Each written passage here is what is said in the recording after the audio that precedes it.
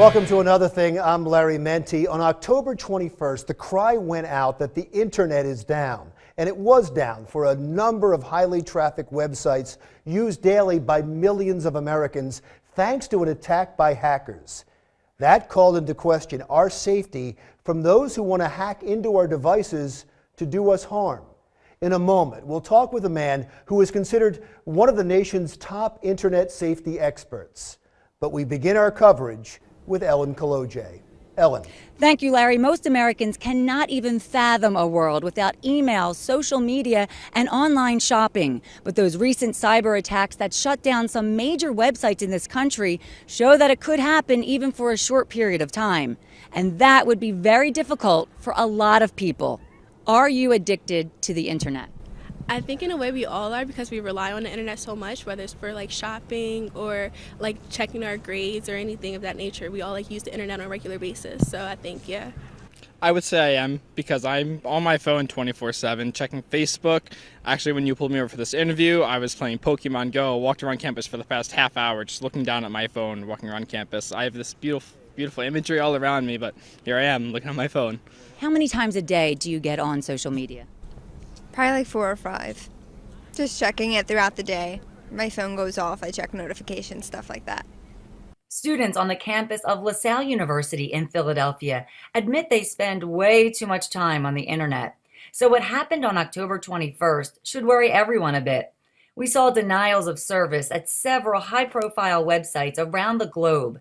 Hackers hit Twitter, Spotify, Netflix, Reddit, and the New York Times. And that blocked access to those sites for millions of internet users. But when you think about the vulnerability, it just shows you how if someone wishes to take down or to stop, to slow down connections, they can do it very simply. There's actually tools out there that very easily let someone who is not that technically knowledgeable start that type of attack.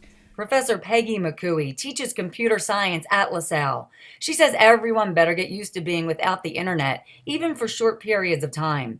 And that would be a tough pill to swallow, especially for students so locked into their devices. What I'm finding is that the students are having trouble communicating with one another. When you look at their social skills, their ability to talk with interviews and all, we're finding that they're very introverted, afraid to communicate.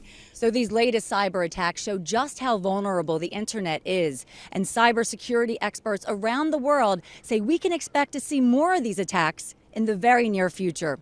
Reporting for Another Thing, I'm Ellen Kolodziej.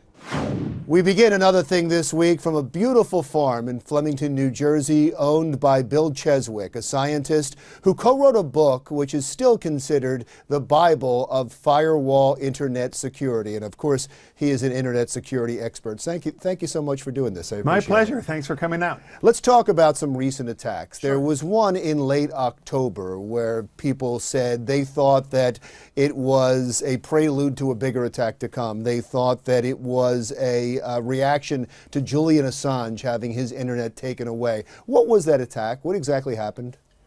Well, what happened was about a jillion little devices in homes all over the world attacked particular places. These devices had stupid security in them. They had built-in passwords that couldn't even be changed. And the bad guys sent out software that would find these things and corral them all together in a big bunch and have them all focus their packets on one particular target, whoever they wanted. This happened allegedly to thousands of people. So at the time, was it an overreaction when people went, oh no, the internet was shut down, there's been this massive attack on the internet? So what does it mean to take the internet down? You know, if I don't get to Netflix, is the internet down? Yeah, maybe.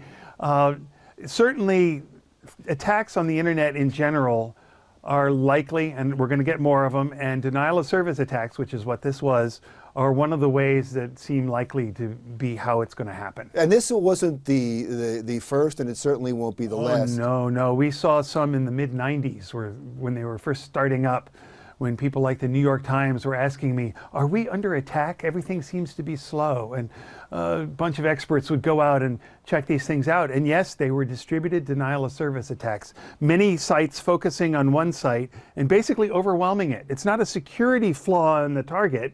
It's just too much stuff coming in. And everybody right away starts to worry about who is behind this and why they are doing it. Yes. Is there a common thread in that? It's hard to tell. There are usually some clues that happen. Sometimes the attacking packets, the data coming in, will have some data in there that has a phone number or a name or remember some way of noting that what it's about. But often we can only guess. Are we always susceptible to this? Yes, I think this is likely to be an ongoing problem. I don't see a good theoretical solution to it. Really? Well, That's a little frightening. it is. It would certainly help if all of these devices out there that have this really awful security were tightened up. It's basically security malpractice, what they're doing. Now, we regulate everything. Why isn't that regulated? I'm not sure how the regulations would work. You know, you buy some cheap device from someplace that gives you web camera access. Are you asking, is this going to blow blue smoke on the internet if someone breaks into it? No, you say, look at my cool new web server. I can see things, you know, there's the house or whatever. And we should maybe not be as concerned as personal internet security as we should be about national internet security. Yeah, this is more a societal issue. There are side effects to our buying these devices that are weak, that are society-based, not ours. The camera that's taken over may send out very little data over your network, and we have big pipes into our home, our data pipes. So you're never going to notice that. But you get a million of them focusing on one thing, and this little stream just builds up, and at the focal point becomes a huge problem. I interviewed a cybersecurity expert one time who asked to use a computer and sat down to do some work, and one of the first things he did is he put a piece of tape over the camera. Yes, a lot of my friends do that. And why is that? Because if someone takes over your computer, they can use your camera and microphone without your knowing it. Does that happen? Yeah, sure. It's a common spying technique. Most people live pretty boring lives.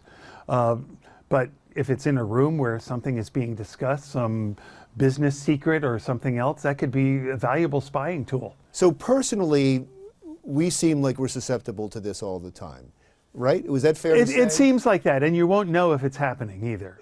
Are we tighter nationally? Is there such a... No? No, this is an ongoing problem. Well, take a look. About 3 years ago, OPM, who had databases of all the people with clearances, had their databases stolen, allegedly by the Chinese. That means I had clearance at the time. That means all the secrets, not secret stuff, but personal stuff I put on the form to get a classified access, someone has all that. That's alarming. What about undercover agents for drug activities? They're in that database. And spies and so on. This is, it's really hard to secure this stuff, and we're seeing data spills all the time. And they look to people like you to fix this, and you're saying, no, I can't? I'm saying it is not a problem we have solved, and a lot of our solutions don't come close to getting the job done. In the case of these internet devices, clearly no one was asked. I mean, they have hardwired passwords built into the device that you can't change. It isn't a matter of picking a bad password. You don't have a choice. It's built in, and someone can analyze that and say, oh, this model of webcam always has this password, and I can get to it from anywhere in the world. So they can break into it and do stuff to it. I don't want to be overreactionary to this, but you know, we're getting into a world now where much of our lives are going to be controlled digitally. We're going to be in driverless cars very soon. There'll be trucks without drivers very soon. You shudder to think of the possibilities of somebody hacking into those systems. Yes, it is alarming. And so, and that's it? Well, no. No, I'm looking for solutions, I guess. Okay, there are lots of solutions. There are lots of things that security people have known about, sometimes for decades, that a lot of these people aren't doing. Why didn't the webcam servers hire a crummy internet security person to look at their design for 10 minutes and make this stuff go away? They didn't do it. There doesn't seem to be an incentive. I would like to see a sort of underwriter's lab. You know, those guys check light bulbs and switches and things to make sure they're safe to use. Right. I'd like to see an underwriter's lab for devices that connect to the internet. And it'd be nice when you go to the store and you buy one, you look for it, and it says, this is grade 1 security certified, where grade 1 would be, doesn't have really stupid holes in it. I'm not talking about military security, just something that gets the stupid stuff. Because if we can get the software in the widespread things fixed, a lot of these attacks become harder to do. But right now, everybody with these devices is a volunteer and doesn't know about it. And when the devices become a car, when the devices become a truck. So you would hope that people designing aircraft or cars or trains or all those things, you would hope that they get it right. And a lot of times they don't because it's new. You know, when you have new technology, there's sort of 2 stages. The first one is, it works, let's use it. And this is true of cars, which used to be hugely dangerous, or aircraft, or nuclear power plants. It works. And then, well, now we've got to spend money and make them safer. And we're sort of at that stage in internet security where we're starting to think about putting in the seatbelts. Big jump from there to terrorists being able to take over a truck. Well, no, the problem is computers in cars. What a great idea. Modern car, I understand, has over 100 computers in it. Do they have internet security in them? No, not from the papers I've been reading. Well, I came to talk to you, sir, to make me feel better, and I don't quite yet, but I'm sure that with the people you talk to, you're sending up this red flag as well. Well, they've heard it before, and they'll hear it again, and we'll get better at it. I'm pretty sure of that. I want to thank Bill Cheswick, scientist, and also the co-author of a book on considered the Bible on internet security. Thank you so much. And we're back in the studio. Welcome back to Another Thing. I'm Larry Menti. So we've talked about disruptions of the internet that affect your home use, that may affect cars on the road, but there are bigger issues, national security. To talk more about that, Reza Curtmola is Associate Professor of Computer Science at the New Jersey Institute of Technology. Thanks so much for being here. I appreciate it. Are we prepared nationally for a cyber attack, say from another country or a terrorist group? So I think we are doing a decent job at that, but as defenders, you know, we have a much harder job than the guys that are trying to attack us, because all they need to do is to find, you know, one weak spot, whereas we as defenders have to cover a whole bunch of areas. So from that perspective, you know, it's a tough thing to do, but we are doing a decent job, but it can be done much better, I think. Recently, they were able to, in the last couple of years, they were able to hack in and get federal personnel files. How much of a concern is that? And is it also a prelude to something bigger? So those type of hacks actually are quite worrisome. So as far as I know, it was all kinds of personal information about government employees. This include, you know, things like social security numbers and even biometric identification data. So when you talk about biometrics, that's basically you could use all kinds of features like fingerprints, retina scans, something that uniquely identifies you to authenticate yourself to a system. And that potentially could give you access to areas where we wouldn't want them to have access to. Exactly, just like a password. For example, when you access a system using a username and a password, there are systems that you in addition might use, or instead you might use your fingerprint, you know, they scan your retina and things like that. Well, that's worrisome because you can change your social security number, or you can change your identification number, or your passport. You can't change your retina. You cannot. So from that perspective, it's quite worrisome. Does that show exactly what the groups that want to do us harm are looking for? In this game, basically, you know, the more information you have about your opponent, the better for the attacker, I mean. So there's no question it was somebody another country. There's no question it was a terrorist group. It's no question it was someone who wants to do us harm. You said opponent. That's why I'm asking. Yeah. I think there's no doubt about that. Yeah. Who it was exactly, we will probably never know. But it's probably somebody who is going after, you know, bigger goals. Well, how do we find out who it is? How do you trace that back? Because it seems like Homeland Security is very comfortable in blaming the Russians for recent hacks of the DNC and John Podesta, and in trying to influence the our national election. It seems like they did trace that back, or they have some degree of confidence. With today's internet, it's quite difficult. It's quite difficult. So, you know, unless you imagine a complete revamp of the internet to make it, you know, harder to do bad things and to make it easier to trace things, it's going to be very difficult. But can we protect ourselves? I mean, I would imagine, is any protection, I should ask you, I know you can protect yourself to a certain level, is any protection foolproof? No.